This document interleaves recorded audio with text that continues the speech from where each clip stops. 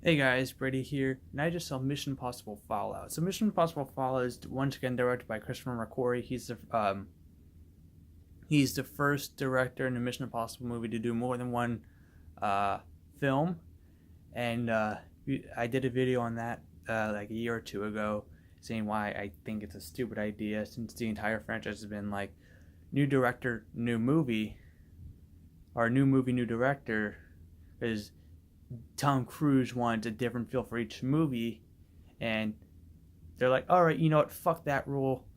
Um, we're gonna have a director return instead of just having like I don't know, maybe like uh, Justin Lin or um, someone to return, someone else to do in the director chair. James Wan, oh, James Wan's doing Aquaman. Someone like that to return and do a Mission Impossible movie. But yeah, we got Chris McQuarrie again. But he actually did a really good job with this movie. Considering how I was like, I don't want to see him come back, but he came back, and I'm actually kind of excited, glad that he came back now. This movie was really good. All the action scenes were like shot very well. Um, Great wide lens. Great wide angle shots of like people punching each other. The bathroom scene is on YouTube. That's a cool scene. There's more to that scene. Um, Mainly something that happens before, which is kind of funny. Um, yeah, they showed you majority of that fight scene on YouTube, but there's maybe a couple more kicks and punches thrown into the mix. But yeah, it's a really cool fight scene. I think it's like one of the first few fight scenes in this movie. Uh, the action in this movie just never lets go. Like there's like talking, then there's an action scene, another action scene happens, and then there's talking, and then another action scene happens, and another action scene happens, and there's talking, and it's almost nonstop, and I love that. It keeps you intrigued throughout the entirety of the movie, which is 2 hours and 27 minutes, making this the longest Mission Impossible film in the series so far. Um, which some people may find it a bit too long. It's the same length as Civil War, but shorter than Dark Knight Rises or Dark Knight. Um, Shorter than the last two Transformers movies, the last three actually. Um, I I didn't have a problem with this length. For me, I prefer sometimes a long movie. Um, and seeing how this was almost 2.5 hours, I was just like, okay, this movie's gonna be uh, long, but it's gonna be action packed, and it's not gonna feel bloated, which is the Transformers movies do feel bloated at times. They have too many things going on at once and not a lot of exciting stuff. This movie has exciting shit going on throughout the majority of the movie, and it justifies the length.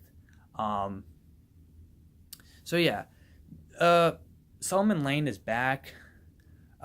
They have to try to get like the plutonium from him, and Henry Cavill's character uh, is like um, is after Ethan Hunt and his team, but mainly Ethan Hunt. He's supposed to like if Ethan Hunt does something wrong, uh, Henry Cavill's character is there to pretty much kill him, like assassinate him.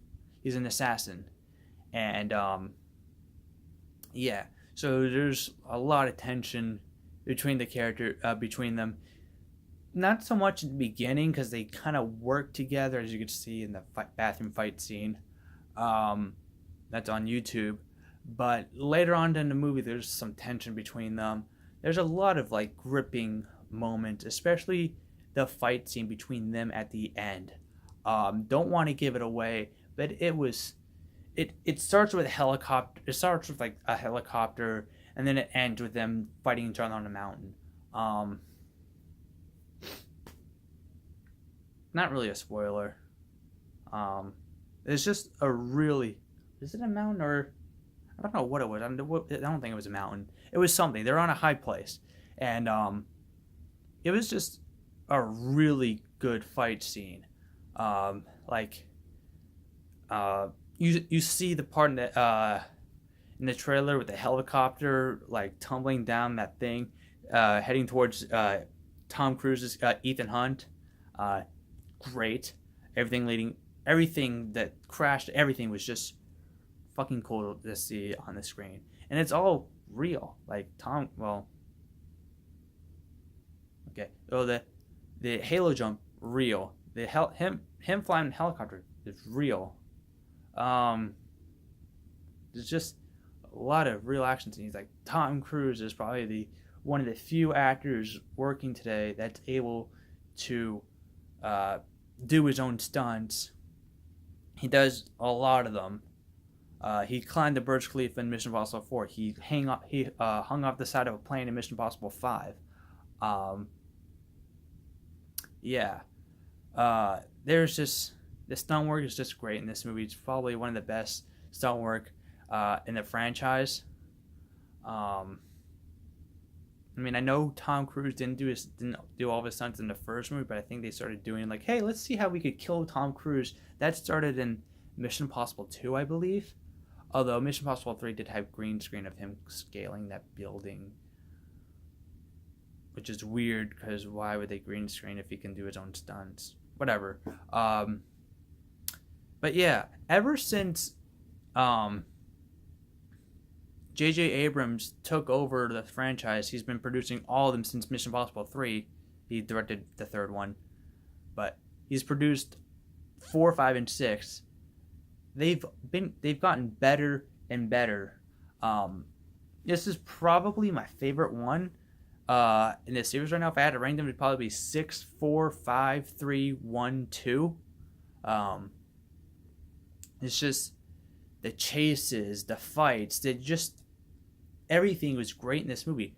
This movie probably has some of the best comedic moments as well with Benji and Ving Rhames, especially Benji. And then there's comedic moments between Henry Cavill and Tom Cruise's character.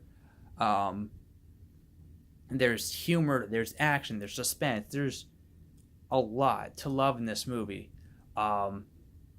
This is one of my most anticipated movies of the year. It was in like my top 10. Some of the movies this year that were on my list, Rampage and Tomb Raider, I thought were okay. The only ones that I really enjoyed that I didn't see Pacific Rim Uprising, but I heard not so great things about it. I'm still gonna see it. But Ready Player One, I loved, and Mission Impossible 6, I love. So my list looks like my list is half and half right now.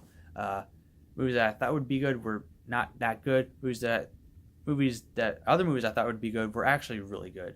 And I'm glad that Mission Impossible Fallout is one of those movies. I want to give Mission Impossible Fallout 5 stars out of 5. Probably my favorite movie of the year. I mean, I haven't been this excited during a movie since this year at least, since probably Infinity War. I was so pumped for Infinity War.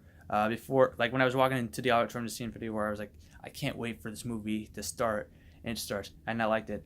Same thing with Mission Impossible Fallout. I was stoked for Mission Impossible Fallout. I was also pumped for Ready Player One as well because it's Spielberg and he's back in his Spielberg is back with movies like that.